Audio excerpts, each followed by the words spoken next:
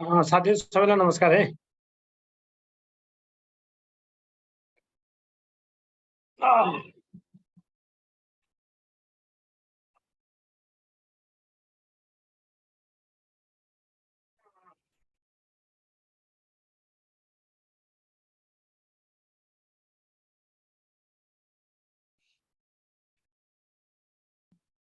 साथीहरु सबैलाई नमस्कार। म 2-3 दिनपछि तपाईँहरूलाई हार्दिक स्वागत गर्छु सबै साथीहरूलाई। मैले अस्ति करिकुलमको पाठ सुरु गरेका थिएँ। त्यसैलाई अलिकति आज हामी कन्टिन्यू गर्छौँ। अब यसमा खास गरी हामी अस्ति पाठ्यक्रमको अवधारणागत कुरा पढेका थियौँ। 2 दिन पढ्यौँ हामीले पाठ्यक्रमको अवधारणागत कुरा पढेका थियौँ।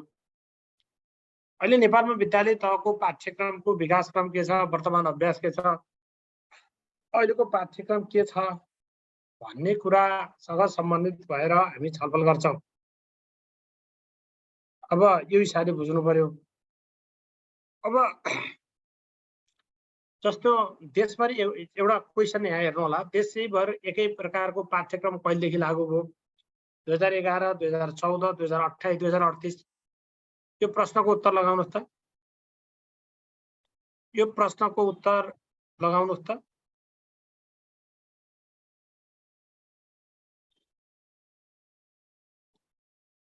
देशभरि एकै प्रकारको पाठ्यक्रम कहिलेदेखि लागू भयो? 2011, 2014, 2028, 2038,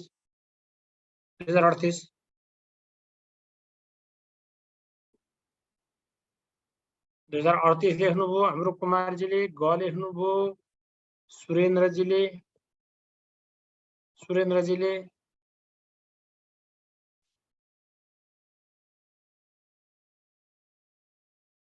अब ओके, यसको राइट आन्सर 2028 हो। यसको 1 नम्बरको प्रश्नको उत्तर 2028 हो। 2028 हो। अब नेपालमा आधुनिक किसिमबाट पाठ्यक्रम बनाउने कार्यको सुरुवात कहिलेदेखि भयो? 2011, 14, 28, 38। नेपालमा आधुनिक किसिमबाट पाठ्यक्रम बनाउने कार्यको सुरुवात कहिलेदेखि सुरु भयो? 11, 14, 28, 38। कहिलेदेखि सुरु भयो? कहिलेदेखि सुरु भयो? प्रश्न नम्बर 2।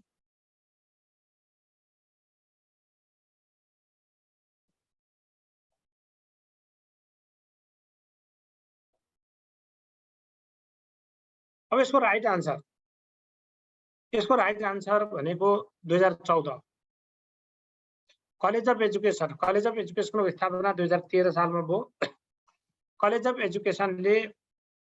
एजुकेसनले 2014 सालदेखि आधुनिक किसिमबाट पाठ्यक्रम बनाउने कार्यको प्रारम्भ गरेको। त्यो भएर प्रश्न नम्बर 2 को उत्तर 2014 हुन्छ, ख हुन्छ।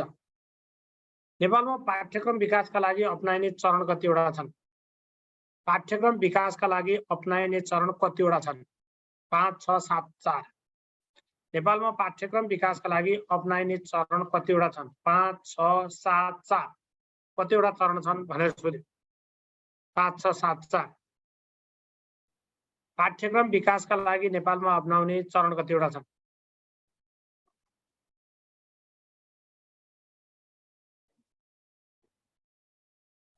यसको राइट आन्सर 5 वटा चरण छन्।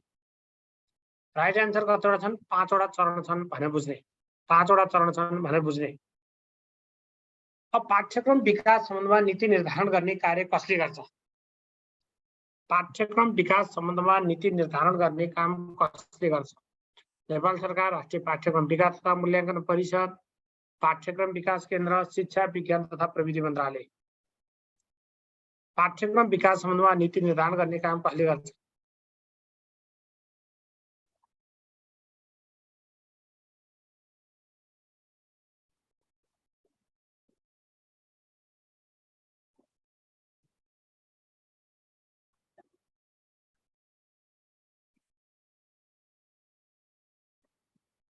अब यसको राइट आन्सर हो ख, राष्ट्रिय पाठ्यक्रम विकास तथा मूल्याङ्कन परिषद भन्ने हुन्छ। राष्ट्रिय पाठ्यक्रम विकास तथा मूल्याङ्कन परिषद भन्ने हुन्छ। यसरी बुझ्ने, यसरी बुझ्नु। विद्यालयले नेपाल सरकारबाट स्वीकृत पाठ्यपुस्तक बाहेक थप पाठ्यसामग्री पाठन गर्न चाहेमा कसको अनुमति लिनुपर्छ?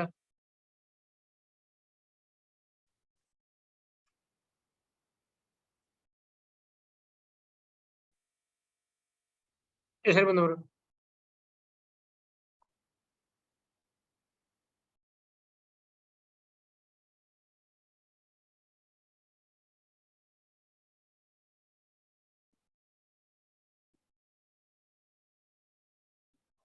विद्यालयले नेपाल सरकारबाट स्वीकृत पाठ्यपुस्तक बाहेक थप पाठ्यसामग्री लागू गर्न चाह्यो भने कसको स्वीकृति लिनुपर्छ भनेको छ।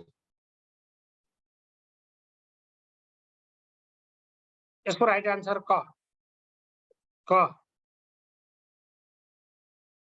नेपालमा कति वर्षमा पाठ्यक्रममा परिवर्तन गर्ने नीति छ? 5 वर्ष, 8 वर्ष, 10 वर्ष, 12 वर्ष?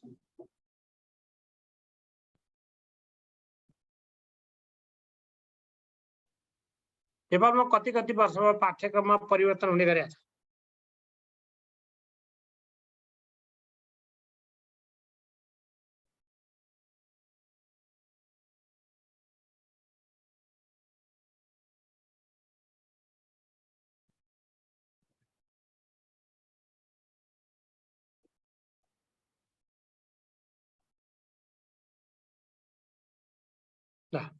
अब यसको राइट आन्सर हो 10 वर्ष।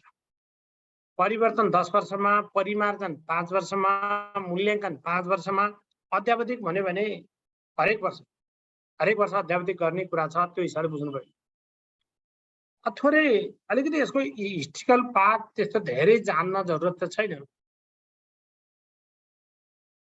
अब विषम 1990 मा गठित एसएलसी बोर्डले कक्षा 9 र 10 को सिलेबस प्रकाशन गरेको छ। त्यो खासै सोधे राख्ने विषय चाहिँ होइन। 1994 मा प्राथमिक स्कुलको पाठ्यक्रम सर्वप्रथम प्रकाशन भएको छ 1994 मा। तर पाठ्यक्रम निर्माण गर्ने सन्दर्भमा, आधुनिक किसिमबाट पाठ्यक्रम निर्माण गर्ने सन्दर्भमा कलेज अफ एजुकेसन ले 2014 सालमा आधुनिक किसिमबाट पाठ्यक्रम बनाउने र कार्यान्वयन गर्ने कार्यको प्रारम्भ गरेको रहेछ। त्यो प्रयास गरेको रहेछ। 2014 सालमा कलेज अफ एजुकेसनले सर्वप्रथम आधुनिक किसिमबाट पाठ्यक्रम बनाउने र त्यसको कार्यान्वयन गर्ने कार्यको चाहिँ प्रारम्भ गरेको रहेछ।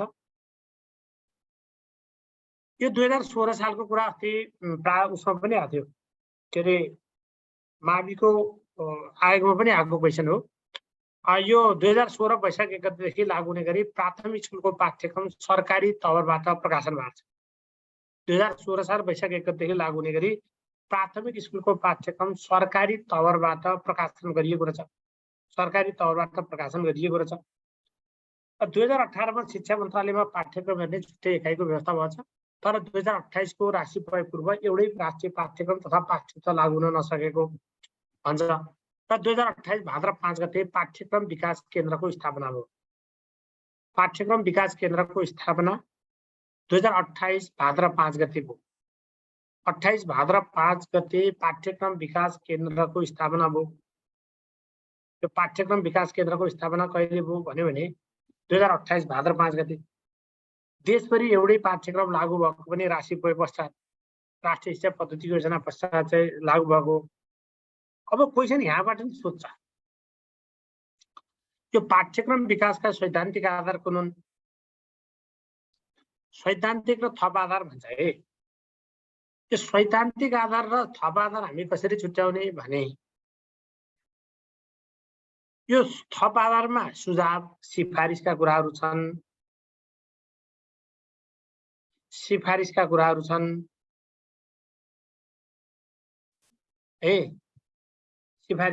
छन्। अब यो सैद्धान्तिक आधारमा संवैधानिक कानुनी कुरा, ऐतिहासिक सामाजिक दार्शनिक आधार, संवेगात्मक मनोवैज्ञानिक आधार,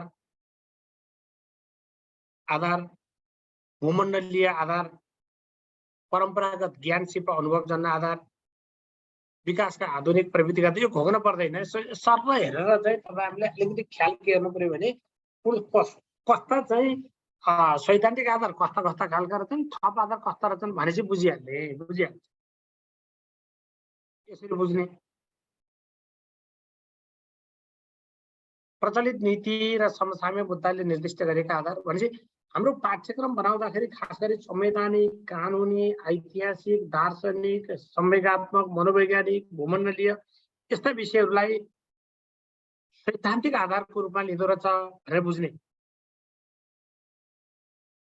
यो लेख्ने होइन जीवनजी, यो स्क्रिनसट गर्नुहोस् अनि टिपोट गर्नु। तपाईँले जम्मै लेखेर त सार्ने सम्भवै हुँदैन। लेखेर त कतिवटा स्लाइड, 5-7वटा स्लाइड, 10वटा स्लाइड लेख्नु, त्यहाँभन्दा धेरै लेख्न सक्नु। यो स्क्रिनसट गर्ने र मेजर कुरा हेर्नु, त्यो हिसाबले बुझ्नुहोस्। प्रचलित नीति र समसामयिक मुद्दाहरूले निर्दिष्ट गरेका आधार पनि रहेछ। ज्ञानको विस्तार र सूचना प्रविधिले विस्तार गरेका क्षेत्रका आधार पनि रहेछ र जीवन वृत्तिका लागि यस्ता चिज भोग्नु पर्दैन। सर्व हेरेर छोड्ने। खास गरी तपाईँहरूले यो थप आधार हेर्नुभयो भने बुझिहाल्छ। थप आधार भनेको आवश्यकताका कुरा, प्रतिबद्धताका कुरा, समसामयिक परिवर्तनका कुरा,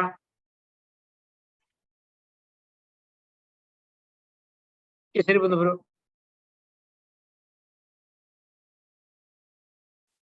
राष्ट्रिय स्तरमा गठन भएका आएका सिफारिसका कुरा, राय सुझाव र प्रतिक्रियाका कुरा, अनि अनुसन्धानबाट प्राप्त पृष्ठपोषण आदि कुराहरू चाहिँ यो थप आधारभित्र परेको छ। थप आधारभित्र परेको छ, यो विषयहरू बुझ्नु पर्यो। अब यो चाहिँ सोध्दैन है, यो सोध्दैन, यसलाई चाहिँ त्यस्तो टेन्सन मान्न पर्दैन, यो सोधिराख्दैन। यसलाई सामान्य बुझ्नुहोस् मात्रै। हाम्रो पाठ्यक्रममा दुईटा खण्ड हुनुहुन्छ। पाठ्यक्रममा दुईटा खण्ड हुन्छ, एउटा परिचयात्मक खण्ड हुन्छ, त्यसमा सामान्यतया 12वटा अङ्ग हुन्छ भन्छ। अर्को विषयगत खण्ड हुन्छ, विषयगत पाठ्यक्रमको कुरा आउँछ। विषयगत पाठ्यक्रमको कुरा आउँछ, विषयगत पाठ्यक्रमको कुरा आउँछ। अब यो परिचयात्मक खण्डभित्र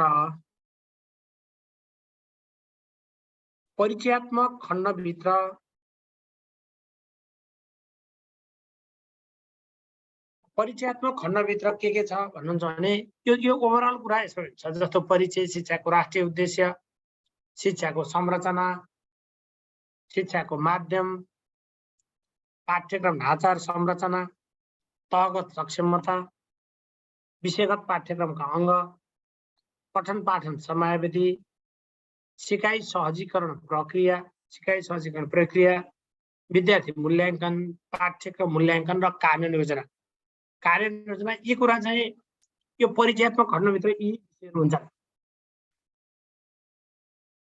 अब विषयगत खण्डभित्र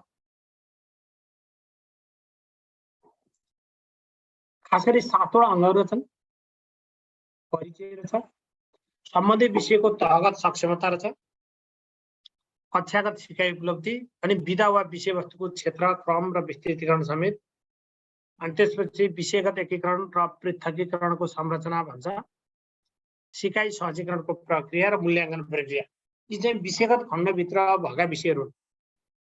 विषयगत खण्डभित्र यी खालका विषयहरू छन्, यसरी बुझ्नुहोस्। अब यो सबभन्दा महत्त्वपूर्ण पाठ। यसमा पनि हामीलाई महत्त्वपूर्ण पाठ भनेको पहिलो चरण कुन हो? पहिलो चरण कुन हो?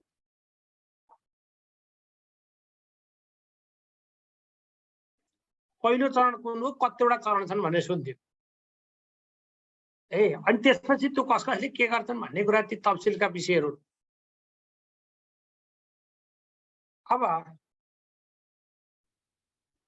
अब यसमा पहिलो काम आवश्यकताको पहिचान छ। आवश्यकताको पहिचान छ पहिलो काम।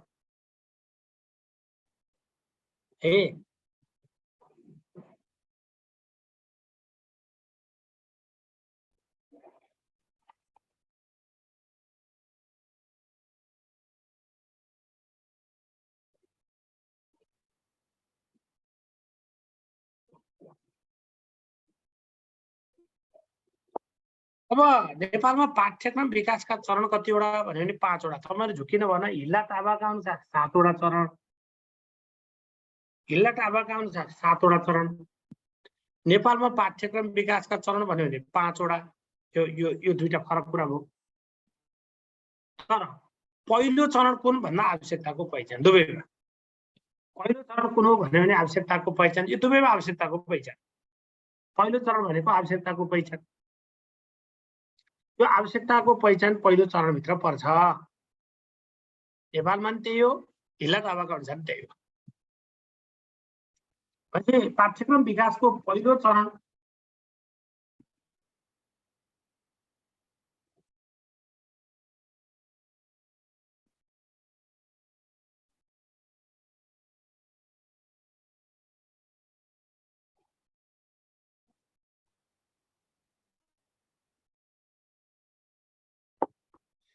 अब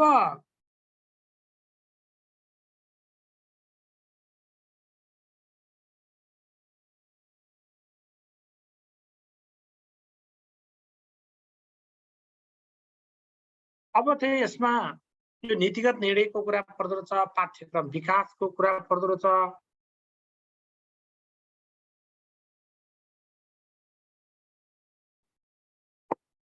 अनि पाठ्यक्रम स्वीकृति हुँदो रहेछ, अनि पाठ्यक्रम मूल्याङ्कनमा सुधार हुँदछ। पाठ्यक्रम मूल्याङ्कनमा सुधार हुँदछ। आवश्यकताको पहिचान, नीतिगत निर्णय, पाठ्यक्रम विकास,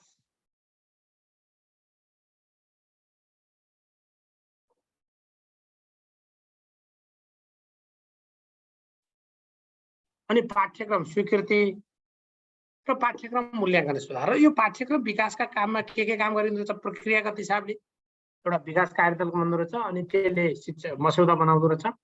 त्यो मस्यौदा शिक्षक कार्यशालामा लान्छ, शिक्षक कार्यशालाले विषय समितिमा लान्छ, विषय समितिबाट समन्वय तथा सम्पादन समितिमा जान्छ, समन्वय तथा सम्पादन समितिले राष्ट्रिय पाठ्यक्रम विकास तथा मूल्याङ्कन परिषदमा पठाउँछ, राष्ट्रिय पाठ्यक्रम विकास तथा मूल्याङ्कन परिषदमा पठाउँछ। अब परिषदले मन्त्रालयमा पेश गर्छ अथवा सिफारिस गर्छ, अनि नेपाल सरकारबाट स्वीकृत भएपछि पाठ्यक्रम लागू हुन्छ। नेपाल सरकारबाट स्वीकृत भएपछि पाठ्यक्रम लागू हुन्छ। नेपाल सरकारबाट स्वीकृत भएपछि भनेपछि पाठ्यक्रम स्वीकृतिका लागि सिफारिस गर्ने काम परिषदले गर्छ, राष्ट्रिय पाठ्यक्रम विकास तथा मूल्याङ्कन परिषदले गर्छ। अब नेपाल सरकारले स्वीकृत गरेपछि त्यो लागू हुन्छ। त्यसरी लागू भएको पाठ्यक्रमको मूल्याङ्कन गरिन्छ, पाठ्यक्रम मूल्याङ्कनमा सुधार हुन्छ। हरेक वर्ष अध्यावधिक हुन्छ, 5-5 वर्षमा पाठ्यक्रमको परिमार्जन हुन्छ, पाठ्यक्रमको मूल्याङ्कन पनि गरिन्छ 5-5 वर्षमा, र 10-10 वर्षमा पाठ्यक्रम चाहिँ के गरिन्छ, परिवर्तन गरिन्छ भने बुझ्नु पर्यो। यसमा क्लियर छ साथी, यो कुराहरु क्लियर छ। यही हो, यसैको व्याख्या हो, व्याख्या हो। यसलाई खासै घोकिराख्न पर्दैन। आवश्यकताको पहिचान, विधि प्रक्रिया पुर्याएर गरिन्छ, नीतिगत निर्णयमा संवैधानिक प्रावधानका कुराहरू हेरिन्छ भनेर बुझ्नु पर्यो। आवश्यकताको आधारमा निर्णय गरी पाठ्यक्रम विकास प्रक्रियालाई अगाडि बढाइन्छ भनेर जान्न पर्यो। अब पाठ्यक्रम विकास गर्दा उद्देश्य, विषयवस्तु, सिकाइ सहजीकरण, क्रियाकलापको छनौट, विद्यार्थी मूल्याङ्कन यो पाठ्यक्रमका अङ्गहरू अनुसार गरिन्छ भन्ने कुरा भयो। अब पाठ्यक्रमको स्वीकृतिका कुरा अघि नै मैले भने, यो पाठ्यक्रम विकास तथा मूल्याङ्कन परिषदको निर्णय चाहिँ मन्त्रालयमा पेश हुन्छ। अब मन्त्रालयले स्वीकृतिका लागि नेपाल सरकार समक्ष पेश गर्छ, अनि नेपाल सरकारबाट स्वीकृत भएपछि लागू हुन्छ। अब पाठ्यक्रम मूल्याङ्कनको ढाँचा केन्द्रले निर्धारण गरे बमोजिम हुन्छ। पाठ्यक्रम मूल्याङ्कनको ढाँचा केन्द्रले निर्धारण गरे बमोजिम हुन्छ, केन्द्रले निर्धारण गरे बमोजिम हुन्छ, र सोका आधारमा पाठ्यक्रममा सुधार गरिन्छ भनेर जान्न पर्यो। यसरी बुझ्ने, यसरी बुझ्ने। अब यो विशेष समिति, अब यो खास सोध्दैन साथी हो, त्यही पनि सामान्य कुरा बुझ्नुहोस्।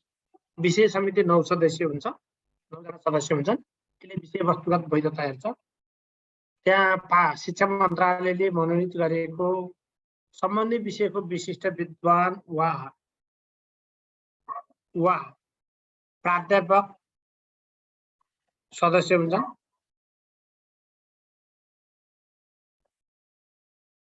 त्यसरी बुझ्नु पर्यो।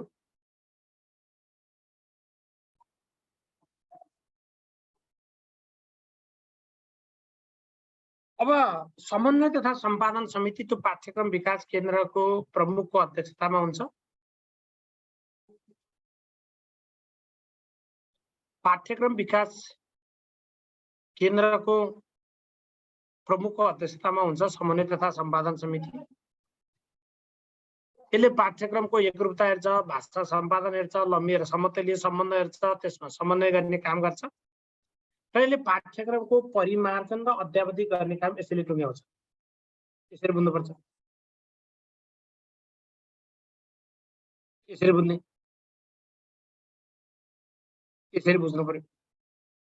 अब परिमार्जन र अद्यावधिक भएको पाठ्यक्रम चाहिँ अब फेरि बुझ्नुहोस्, नयाँ बनाएको पाठ्यक्रम नेपाल सरकारले स्वीकृत गर्छ। तपाईहरुले सामान्य अद्यावधिक गरे परिमार्जन गरेको पाठ्यक्रम चाहिँ समन्वय तथा सम्पादन समितिले टुङ्ग्याइदिन्छ। यो कुरा बुझ्नु। परिवर्तन भएको नयाँ बनेको नयाँ विकास गरेको नेपाल सरकारले स्वीकृत गर्छ। सामान्य अद्यावधिक र परिमार्जन भएको विषय चाहिँ यो समन्वय तथा सम्पादन समितिले टुङ्ग्याउँछ भनेर बुझ्ने। यो राष्ट्रिय पाठ्यक्रम विकास तथा मूल्याङ्कन परिषद भन्छ। त्यो परिषद 17 सदस्य हुन्छ। 17 सदस्य हुन्छ। परिषद 17 सदस्य हुन्छ। 17 सदस्य हुन्छ।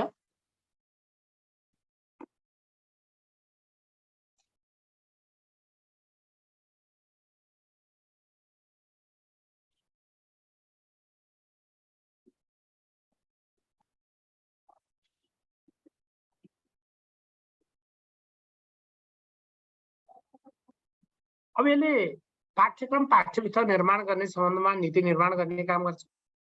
स्वीकृति गर्न नेपाल सरकार समक्ष अथवा मन्त्रालय समक्ष पेश गर्छ र थप पाठ्यसामग्री र पाठ्यपुस्तकको सूचीलाई स्वीकृत गर्छ। थप पाठ्यसामग्री र पाठ्यपुस्तकको सूचीलाई स्वीकृत गर्ने काम गर्छ भने बुझ्नु पर्यो। थप पाठ्यसामग्री र पाठ्यपुस्तकको सूचीलाई के गर्छ? स्वीकृत गर्ने काम गर्छ भनेर बुझ्ने। यति कुरा बुझ्नुहोस् यसमा। अब यो पाठ्यक्रमको अद्यावधिक र परिमार्जनको प्रक्रियामा यो अद्यावधिक भन्ने विषय चाहिँ हरेक वर्ष हुन्छ। प्रत्येक वर्ष हुन्छ। प्रत्येक वर्ष हुन्छ। परिमार्जन हरेक 5 वर्षमा हुन्छ। परिमार्जन हरेक 5-5 वर्षमा हुन्छ। पाठ्यक्रमको परिवर्तन 10-10 वर्षमा हुँदै आछ र सोही अनुसार गरिने नीति पनि छ। र सम्बन्धित विषय क्षेत्रका तथ्य तथ्याङ्क सूचनामा भएको परिवर्तन यहाँ अरु धेरै जान्न परेन।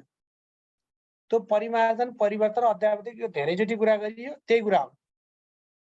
यति कुरा बुझे भइहाल्यो है।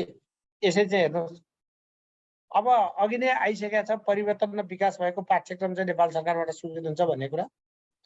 थप पाठ्य सामग्रीहरूको सूची चाहिँ परिषदले स्वीकृत गर्छ। थप भनेको नेपाल सरकारले स्वीकृत गरेको पाठ्यपुस्तक बाहेक थप नजुकिनु होला। थप पाठ्य सामग्रीको सूची चाहिँ परिषदले स्वीकृत गरिदिन्छ। त्यो सूची पाठ्यक्रम विकास केन्द्रले प्रकाशन गरिदिन्छ, स्वीकृत भएको सूची। अनि विद्यालयले इकाइ प्रमुखसँग त्यसको अनुमति लिने भन्छैले त्यो भनेको हुन्छ। पुनरावलोकन गरी परिवर्तन गर्ने। पुनरावलोकन भन्ने शब्द भन्दा पनि पुनरावलोकन गरी परिवर्तन गर्ने भन्ने हो। पुनरावलोकन मात्रै होइन, पुनरावलोकन गरी परिवर्तन गर्ने। त्यो 10-10 वर्ष गर्ने कुरा। थप पाठ्य सामग्रीको सन्दर्भमा जहाँ नेपाल सरकारले स्वीकृत गरेको पाठ्यपुस्तक बाहेक थप पाठ्य सामग्री छ भने त्यो थप पाठ्य सामग्री हेर्ने कुरा हो। यसरी बुझ्ने कुरा हो। यसरी बुझौं, यसरी हेरौं। अब थप पाठ्य सामग्रीको सूची परिषदले स्वीकृत गर्छ। फेरि बुझ्नुहोस्, पाठ्यपुस्तक नेपाल सरकारले स्वीकृत गर्छ। त्यो पाठ्यपुस्तक बाहेक अरु थप पाठ्य सामग्रीको लिस्ट मात्रै सूचित गर्ने कुरा परिषदले। त्यो स्वीकृत गरेको सूचीलाई पब्लिस गर्ने काम पाठ्यक्रम विकास केन्द्रले। अब विद्यालयले अनुमति लिनु पर्यो भने इकाइ प्रमुखसँग निवेदन दिन्छ।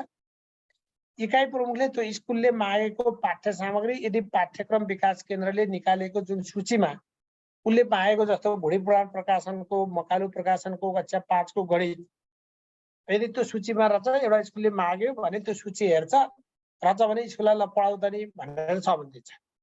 त्यो खालको कुरा हो। स्थानीय पाठ्यक्रमको कुरा अहिले आधारभूत तह कक्षा 8 सम्मको स्थानीय पाठ्यक्रमको पठन पाठन गर्ने भन्छ, स्थानीय पाठ्यक्रमको पढाइ गर्ने भन्छ। आधारभूत तहसम्मको मातृभाषाको अथवा स्थानीय तहको पाठ्यक्रम, पाठ्य सामग्री, सन्दर्भ सामग्री विकास गर्ने कुरा गर्छ।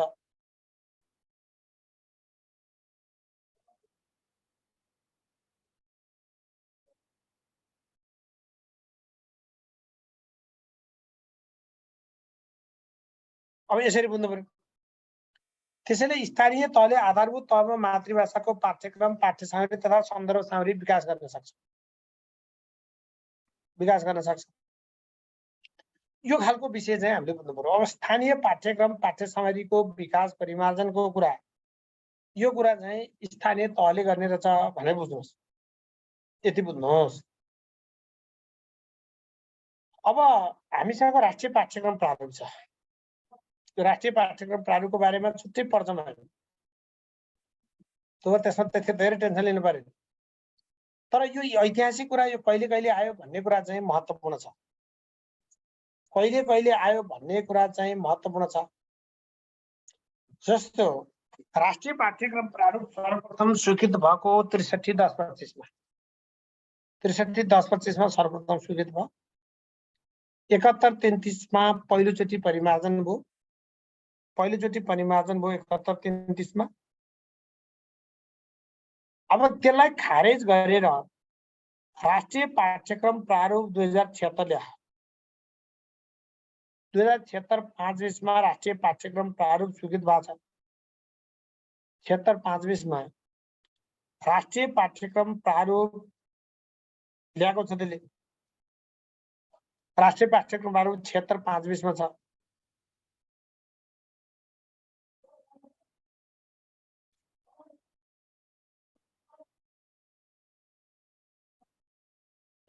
यो हिसाबले तपाईले बुझ्नु पर्यो। अब यसले स्थानीय पाठ्यक्रम प्रारूप 2071-33 अनि पाठ्यक्रम पाठ्यसामग्री विकास निर्देशिका 76-27 76-27 अब पाठ्यक्रम पाठ्यसामग्री विकास निर्देशिका भन्ने छ 76-27।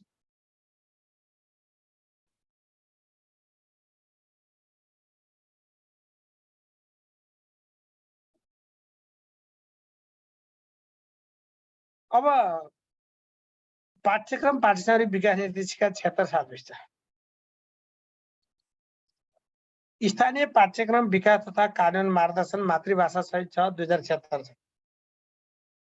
र 2051 सालदेखि पाठ्यक्रम विकास केन्द्रले मातृभाषाका पाठ्यसामग्री विकास गर्न सुरु गरेकोमा हालसम्म संस्कृत बाहेक विभिन्न 26 वटा मातृभाषाका पाठ्यपुस्तक विकास भएको छ। संस्कृत बाहेक 26, संस्कृत सहित 27 ती मातृभाषाका सामग्रीहरूको विकास गरिएको छ। अब यो क्वेशन धेरै सोध्ने क्वेशन हो। नमुना पाठ्यपुस्तक तथा पाठ्य सामग्रीको मुद्रणीय प्रति पीआरसी कसले तयार गर्छ भनेर सोध्छ। अथवा पाठ्यपुस्तक तथा पाठ्य सामग्रीको मुद्रणीय प्रति प्रिन्ट रेडी कपी कसले तयार गर्छ। प्रिन्ट रेडी कपी कसले तयार गर्छ भन्यो भने त्यो प्रिन्ट रेडी कपी पीआरसी तयार गर्ने काम पाठ्यक्रम विकास केन्द्रले गर्छ भनेर बुझ्नु पर्यो। पाठ्यक्रम विकास केन्द्रले गर्छ भनेर बुझ्नु पर्यो।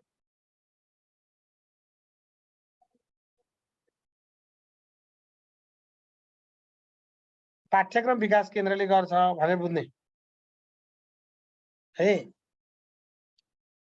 भनेको अर्थ पाठ्यपुस्तक तथा पाठ्य सामग्रीको मुद्रणीय प्रति पीआरसी तयार गर्ने काम कसले गर्छ भन्यो भने त्यो पीआरसी तयार गर्ने काम पाठ्यक्रम विकास केन्द्रले गर्छ।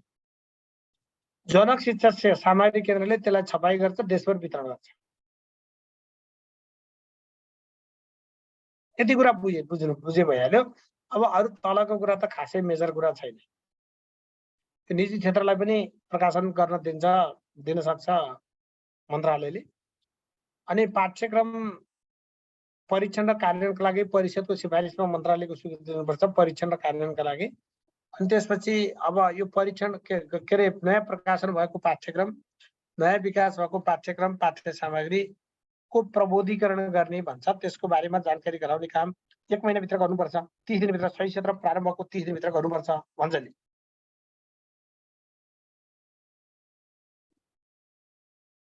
यसरी चाहिँ बुझ्नु पर्यो, यसरी बुझ्ने।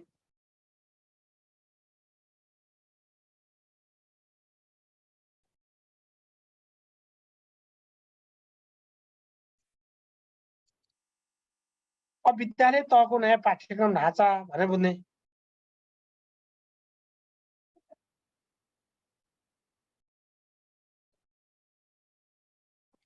यो महत्त्वपूर्ण पाठमा चरणमा हामी प्रवेश गरेका छौँ। विद्यालय तहको पाठ्यक्रमको ढाँचा यो एउटा महत्त्वपूर्ण चरणमा हामी प्रवेश गरेका छौँ। अब 1, 3, 4, 5, 6, 8, 9, 10 र 11, 12 को पाठ्यक्रमको ढाँचा छ। यो पुरानो पाठ्यक्रम अब पढ्न पर्दैन साथी हो। अब हामीले नयाँ मात्रै हेर्यो हुन्छ है, पुरानो पाठ्यक्रम हामीले हेर्न पर्दैन।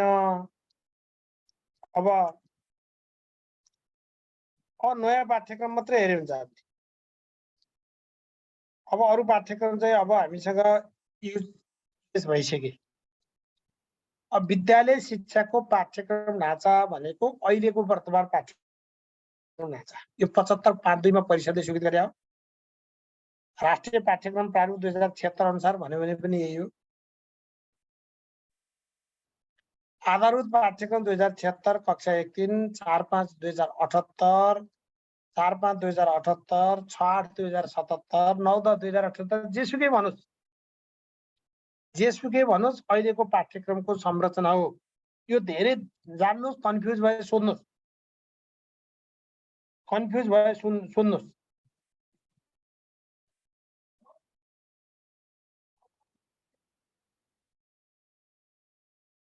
यो पाठ्यक्रमको ढाँचा खास गरी राष्ट्रिय पाठ्यक्रम प्रारूपकै अङ्ग भएर 75 साल 5 महिना 2 गते स्वीकृत भएको अहिलेको वर्तमान पाठ्यक्रमको संरचना 75/5/2। त्यही चिज राष्ट्रिय पाठ्यक्रम प्रारूप 2076 मा आयो। 1, 3 को एकीकृत पाठ्यक्रम 2076 मा आयो। 4, 5 को पाठ्यक्रम 2078 मा आयो। 6, 8 को पाठ्यक्रम 77 मा आयो र 9, 10 को पाठ्यक्रम चाहिँ 2078 मा आयो। 2078 मा आयो। त्यो हिसाबले बुझ्नुहोस्। अब अहिलेको तहगत संरचनाको कुरा गर्दा यसलाई अलिकति ख्याल गर्नु होला। यो हामी राष्ट्रिय पाठ्यक्रम प्रारूपमा पनि फेरि पढेका हुन्छौँ, ख्याल गर्नुहोस्।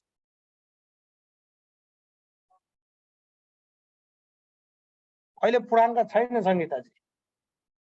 अहिलेको पाठ्यक्रममा पूर्णाङ्क भन्ने, पाठ्यभार भन्ने शब्द प्रयोग छैन। अहिलेकोमा क्रेडिट आवर छ, पाठ्य घण्टा छ, कार्य घण्टा भन्ने कुरा छ। अहिलेको अलिकति फरक चाहिँ छ। तुम्हारा कति पूर्णाङ्कको पढाइ हुन्छ भन्ने होइन, कति पाठ्य घण्टाको पढाइ हुन्छ अथवा कति क्रेडिट आवर हुन्छ भन्ने हो, कति कार्य घण्टा हुन्छ भन्ने होइन।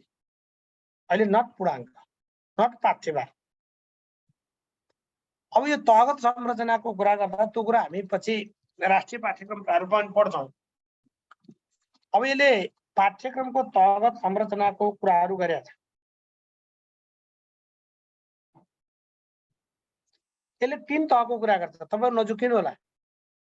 अब अहिले नेपालमा विद्यालय शिक्षाको पाठ्यक्रम के अरे तहगत संरचना के हो, शिक्षा ऐन अनुसार के हो, त्यो एउटा क्वेशन हो, एउटा उत्तर दिनुपर्छ त्यो। तर पाठ्यक्रम अनुसार, पाठ्यक्रम प्रारूप अनुसार के हो भन्यो भने त्यसको उत्तर अर्को हुन्छ। त्यसको उत्तर अर्को हुन्छ। अब यो विद्यालयको तहगत कुरा गर्दा प्रारम्भिक बाल विकास शिक्षा 1 वर्षको हुँदो रहेछ। 1 वर्षको हुँदो रहेछ। प्रारम्भिक बाल विकास र शिक्षा 1 वर्षको हुँदो रहेछ। 1 वर्षको हुँदो रहेछ। आधारभूत शिक्षा 8 वर्षको हुँदो रहेछ।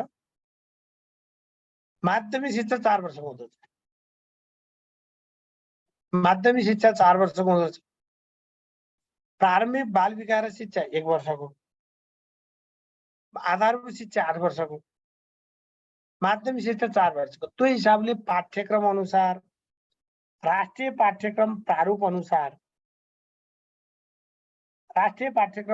अनुसार विद्यालय शिक्षाको संरचना कुन हो भन्यो भने 1 वर्ष प्लस 4 वर्ष 8 वर्ष प्लस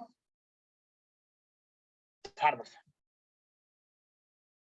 1 वर्ष प्लस 8 वर्ष प्लस 4 वर्ष 1/8 हो। तर शिक्षा ऐन अनुसार भन्यो, वर्तमान भन्यो, शिक्षा ऐन अनुसार भन्यो भने 9 वर्ष प्लस 4 वर्ष भन्नुपर्छ। 9 वर्ष आधारभूत, 4 वर्ष माध्यमिक हुनुपर्छ। तर यसले छुट्याइदियो। 1/8 लाई आधारभूत भन्यो, त्योभन्दा अगाडि 1 वर्षको प्रारम्भिक बाल विकास शिक्षा भन्यो, 4 वर्षको माध्यमिक भन्यो। एउटा कुरा त्यो बुझ्नुहोस्। एउटा त्यो कुरा बुझ्नुहोस्। अर्को कुरा उमेर समूह जान्नुहोस्। विद्यालय शिक्षाको उमेर समूह यसले 4 देखि 16 वर्षको कुरा गर्छ। प्रारम्भिक बाल विकास शिक्षाका लागि 4 वर्षको।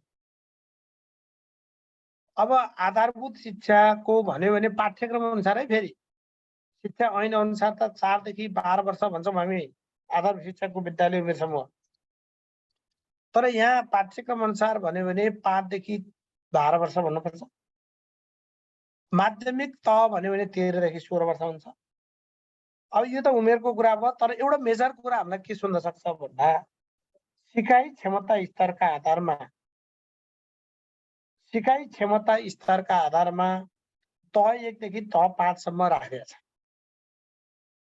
तह 1 देखि तह 5 सम्म राखेको छ।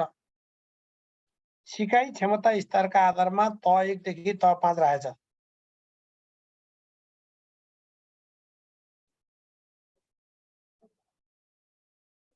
अहिले 14 वर्ष पनि चाहिँदैन कुमारजी। अहिले 14 वर्षको बन्देज हटाइसकेको छ है। अब तपाईँ बुझ्नुहोस्। तह 1 एक तिरलाई तह 1 भन्दो रहेछ। 1 तिरलाई तह 1 भन्दो रहेछ।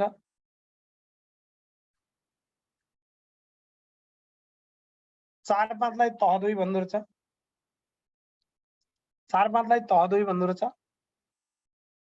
6/8 लाई तह 3 भन्दो रहेछ। 9/10 लाई तह 4 भन्दो रहेछ। र 11/12 लाई तह 5 भन्दो रहेछ। त्यो भएर तह 1 देखि तह 5 सम्मको कुरा बुझ्नु पर्यो। 1 3 4 5 6 8 9 10 र 11 12 तह 1 देखि तह 5 सम्मका कुरा। तह 1 देखि तह 5 सम्मका कुरा यसले गरेको छ। यसरी चाहिँ बुझ्नु पर्यो। यसरी बुझ्ने। तह 1 तह 2 तह 3 तह 4 तह 5 यसरी चाहिँ बुझ्नु पर्यो। भनेपछि 5 वटा तहमा चाहिँ तहगत संरचनाको हिसाबले यसले 5 वटा तहमा बाँडेको रहेछ भने बुझ्ने। नझुकिनु होला, सजिलो छ। 1 तिरलाई तह 1 4 5 तह 2 6 8 लाई तह 3 9 10 लाई तह 4 र 11 12 लाई तह 5 को कुरा यसरी बुझ्ने। यसरी बुझ्ने। अब यो चाहिएन, यो हेर्नु पर्यो। परिचय त्यो र यो एउटै हो है साथीहरु। यो र यो एउटै हो। छोटकरीमा बुझाउन खोजेको यसरी सजिलो होला भनेर। अब 2076 सालमा कक्षा 1 मा परीक्षण भएको छ। पाठ्यक्रम नयाँ पाठ्यक्रम 2076 सालमा परीक्षण भएको छ कक्षा 1 मा। 77 मा कक्षा 1 र 11 मा लागू भयो।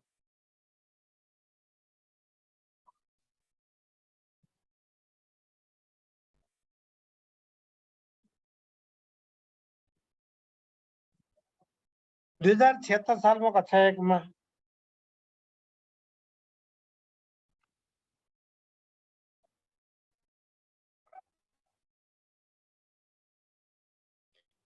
अब 2077 सालमा कक्षा 2 3 र 6 मा परीक्षण भयो। 2 3 र 6 मा 1 र 11 मा लागू भयो। 78 मा 4 7 9 मा चाहिँ परीक्षण भयो। 4, 7, 9 मा परीक्षण भयो, 2, 3, 6 र 12 मा लागू भयो।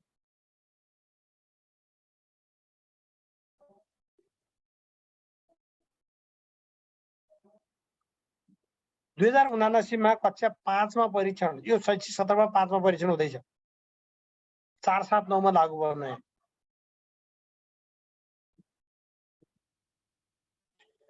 2080 मा 5, 8, 10 मा लागू हुँदैछ। त्यो हिसाबले 76 मा परीक्षण गर्न सुरु गरेको पाठ्यक्रम 80 सालमा बल्ल देशभरि लागू हुन्छ, सबै कक्षा लागू हुन्छ। कक्षा 8, 10, 11 र 12 मा परीक्षण नगर्ने भनेको छ। 8 मा, 10 मा, 11 मा र 12 मा परीक्षण नगर्ने भन्छ।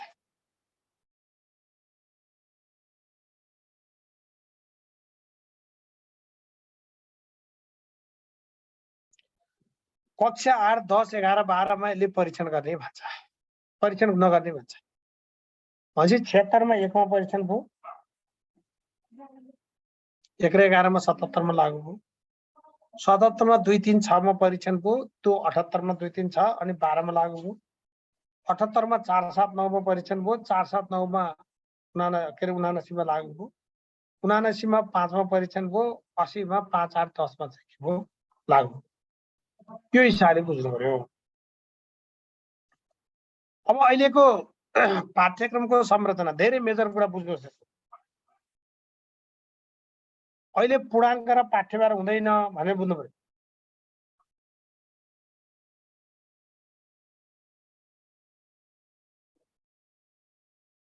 पूर्णाङ्क र पाठ्यभार नहुने,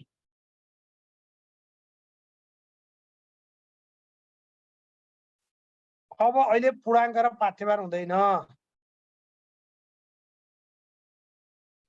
है, पूर्णाङ्क र पाठ्यभार हुँदैन अहिले। त्यसको सट्टा पाठ्यघण्टा क्रेडिट आवर हुन्छ अनि कार्यघण्टाको व्यवस्था हुन्छ।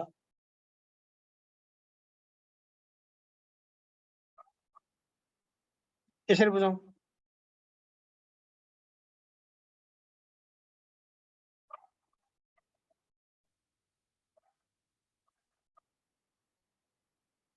अब अहिले 32 घण्टाको समय बराबर 1 पाठ्यघण्टा, अर्थात् 1 पाठ्यघण्टा बराबर 32 कार्यघण्टा हुन्छ।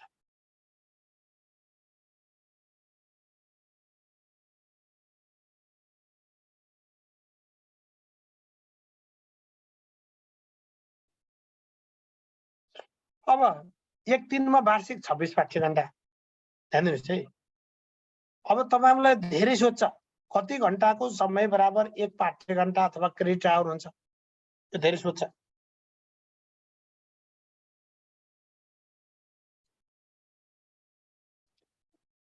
कति घण्टाको समय बराबर 1 पाठ्यघण्टा हुन्छ भन्यो भने 32 घण्टाको समय बराबर 1 पाठ्यघण्टा हुन्छ। 32 घण्टाको समय बराबर। 1 दिनमा कति पाठ्यघण्टा हुन्छ भन्दा 26 पाठ्यघण्टा हुन्छ, वार्षिक 26 पाठ्यघण्टा हुन्छ। 1 दिनमा कति वार्षिक 26 पाठ्यघण्टा हुन्छ।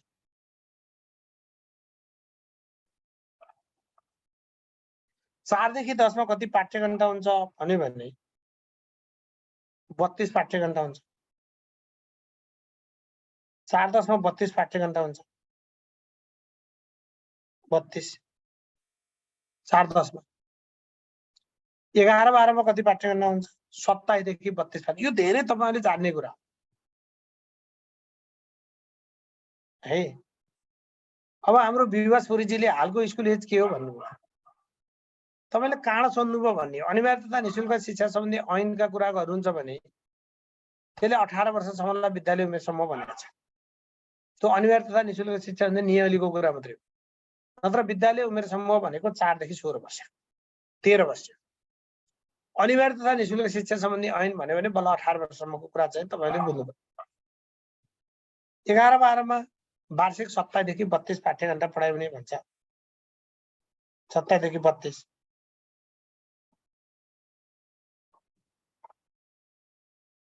27 देखि 32 पाठ्यघण्टा हुन्छ।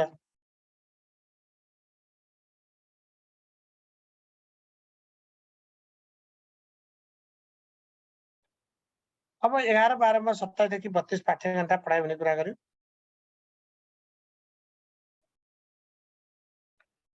वार्षिक 205 दिन पठन पाठनको कुरा गर्छ। कति?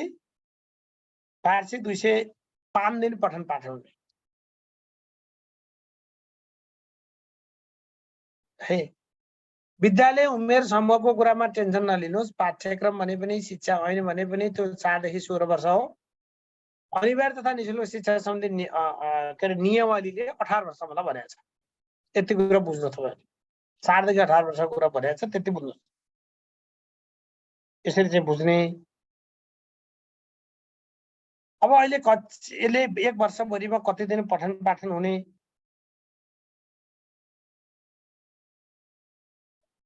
भन्यो भने 1 देखि 3 सम्म एकीकृत पाठ्यक्रमको कुरा गर्छ। 205 दिन पठन पाठनको कुरा हुन्छ।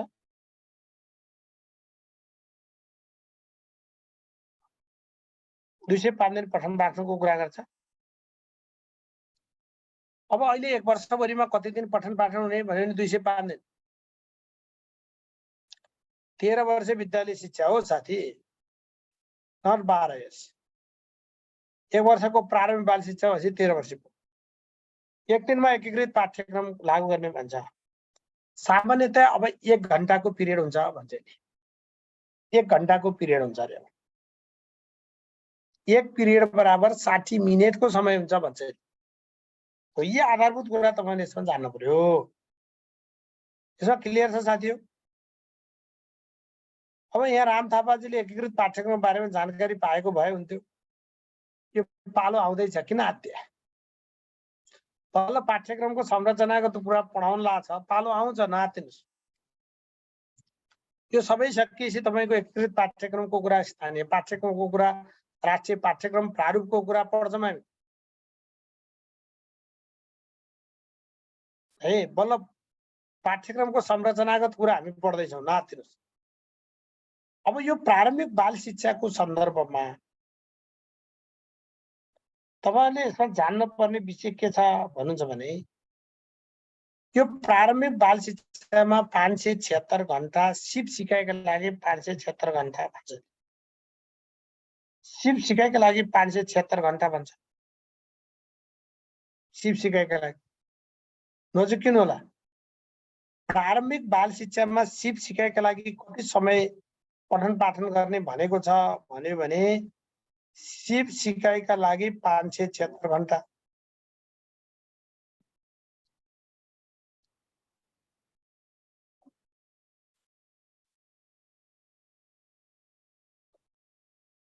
अब यो पनि आधारभूत सिपका लागि 384 घण्टा छ। यो विषयगत सिपका लागि 192 घण्टा छ भन्ने कुरा बुझ्नुस्।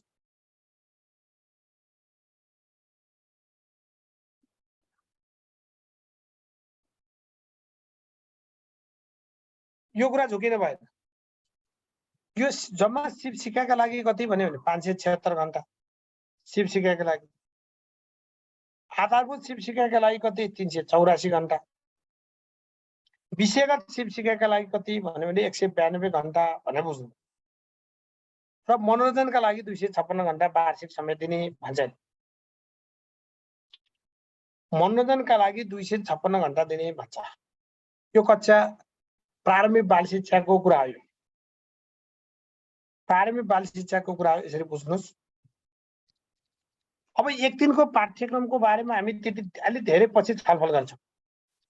एकीकृत पाठ्यक्रम के हो कसो भन्ने बारेमा हामी पछि छलफल गर्छौं। तर 1 दिनमा 26 पाठ्य घण्टाको कुरा हो। 26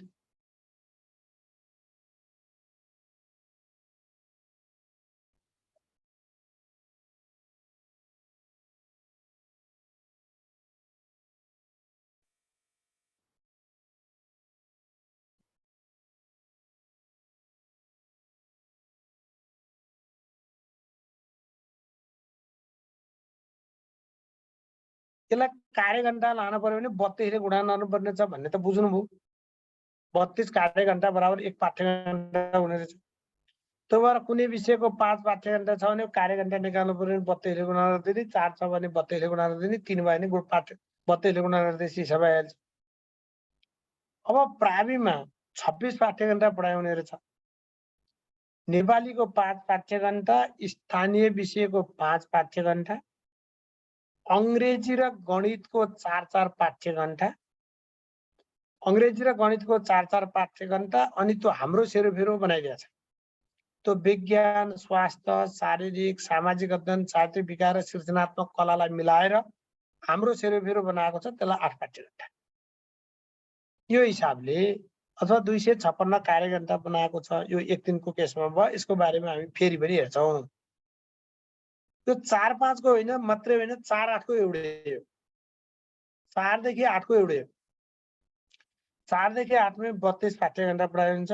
1024 कार्यघण्टा पढाइ हुनुभयो। 32 × 32। अब स्वास्थ्य, शारीरिक र सृजनात्मक कलाको 3 पाठ्यघण्टा रहेछ। मातृभाषा वा स्थानीय विषयको 4 पाठ्यघण्टा छ। स्वास्थ्य, शारीरिक र सृजनात्मक कला विषयको 3 पाठ्यघण्टा छ। मातृभाषा वा स्थानीय विषयको 4 पाठ्यघण्टा रहेछ। अरु सबैको 5-5 पाठ्यघण्टा भनेर बुझ्नुस्। अरु सबैको 5-5 पाठ्यघण्टा भनेर बुझ्नु सकियो। स्वास्थ्य, शारीरिक र सृजनात्मक कलाको 3 पाठ्यघण्टा,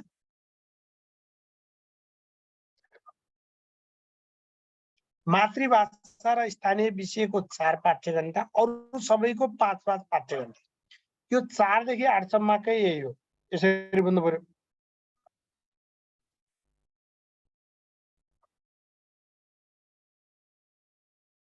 यो 6-8 को पनि त्यही हो। अब 9-10 मा यो 9 देखि 12 मा जाँदा साधारण र प्राविधिक धार छ।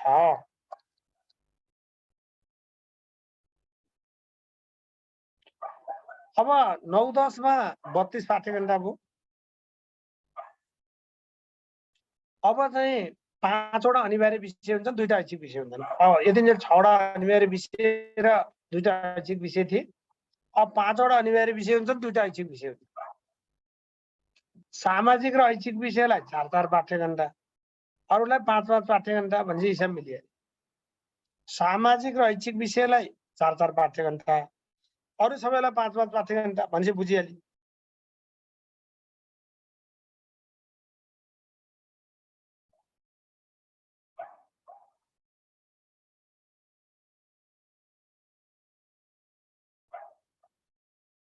अनि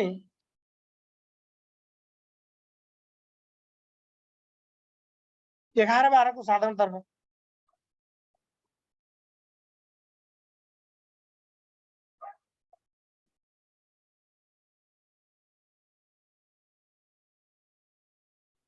कक्षा 11-12 को कुरामा साधारणतर्फ के छ? साधारणतर्फ ध्यान दिनुस्। 27 देखि 32 पाठ्यघण्टा नम्बर 1 त बुझ्नुस्। त्यो 32 नपढाए नि हुन्छ, 27 पढाउने। एउटा थप ऐच्छिक पढायो भने 32 हुन्छ। 3टा अनिवार्य विषय रहेछन्, 3टा ऐच्छिक विषय रहेछन्, एउटा थप ऐच्छिक रहेछ। नेपालीको 3 पाठ्यघण्टा अरे, अङ्ग्रेजीलाई 4 पाठ्यघण्टा, अरु सबैलाई 5-5 पाठ्यघण्टा दिने भन्छ।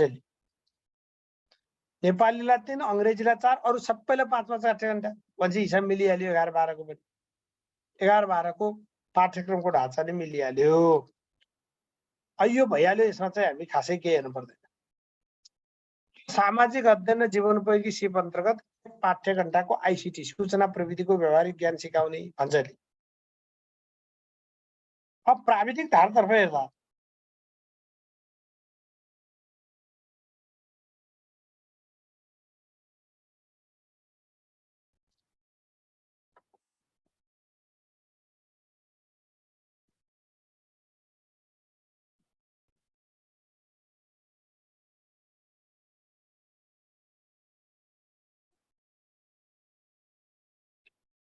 अब प्राविधिक धारतर्फ के छ? 32 पाठ्यघण्टा छ 9-10 मा। एउटा त बुझ्नुस्। 5 वटा अनिवार्य विषय छन्, 4 वटा विधागत भनेको त्यो कम्प्युटर इन्जिनियरिङ हो कि, सिभिल इन्जिनियरिङ हो कि, इलेक्ट्रिकल इन्जिनियरिङ हो कि, कुन विषय हो, बाली विज्ञान हो कि, त्यो प्राविधिक धारतर्फको विधागत विषय भनेको।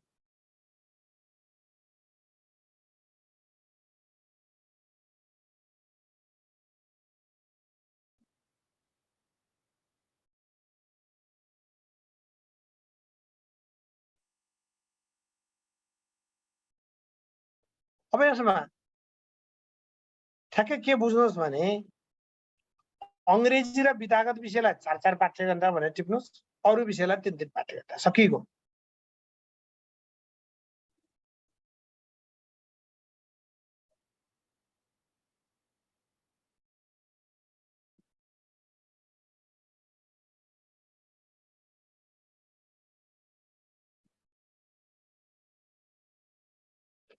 अंग्रेजी र विधागत विषयको लागि 4-4 पाठ्यघण्टा, अरूको लागि 3-3 पाठ्यघण्टा भनेपछि यो 9-10 को प्राविधिक धार पनि भ्याइयो।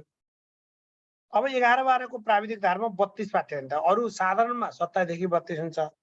यसमा 32 पाठ्यघण्टा पढाइ हुन्छ, जसमा यसमा पनि के बुझ्नुहोस् भने 9 वटा विषय हुनेछन्। अंग्रेजी र विधागत विषयको 4-4 पाठ्यघण्टा, अरूको 3-3 पाठ्यघण्टा, सकिएको। अघिको 9-10 के जस्तो अंग्रेजी र विधागत विषयको 4-4 पाठ्यघण्टा, अरूको 3-3 पाठ्यघण्टा। कक्षा 11 मा नेपाली पढ्ने, 12 मा सामाजिक पढ्ने, र यसले चाहिँ अंग्रेजी र नेपाली वा सामाजिक भनेपछि दुईटा अनिवार्य विषय रहेछन्। प्राज्ञिक विषय 3टा छन्, त्यो भनेको फिजिक्स, केमिस्ट्री जस्ता, म्याथमेटिक्स जस्ता विषय प्राज्ञिक विषय हुन्, र विधागत विषय 4 वटा विधागत विषयहरू पढ्ने भन्छ। यसरी चाहिँ 32 पाठ्यघण्टा पुर्याउने भन्छ। अब यसले कार्यथलोमा आधारित व्यावहारिक अभ्यासको कुरा पनि गर्छ। तपाईहरुलाई थाहा छ प्राविधिक व्यावसायिक शिक्षातर्फ थप 1 वर्षको प्राविधिक कार्यथलोमा आधारित व्यावहारिक अभ्यास गराइनेछ भन्छ।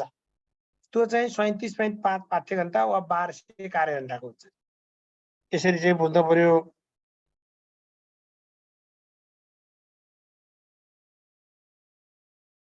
यसरी बुझौं भनेको कार्यथलोमा आधारित व्यावहारिक अभ्यास भनेको 37.5 पाठ्यघण्टा अथवा 1200 कार्यघण्टाको हुन्छ भनेर बुझ्नु पर्यो। अब 50% सैद्धान्तिक र 50% प्रयोगात्मक हुन्छ भन्छ प्राविधिक धारमा। विधागत विषयमा 50% सैद्धान्तिक र 50% प्रयोगात्मक हुने भन्छ। अब यो राष्ट्रिय पाठ्यक्रम प्रारूपको बारेमा भोलि पढाउँला। आज पढेको बारेमा केही जिज्ञासा छ साथीहरु? ल त आज पढेकोमा केही जिज्ञासा छ?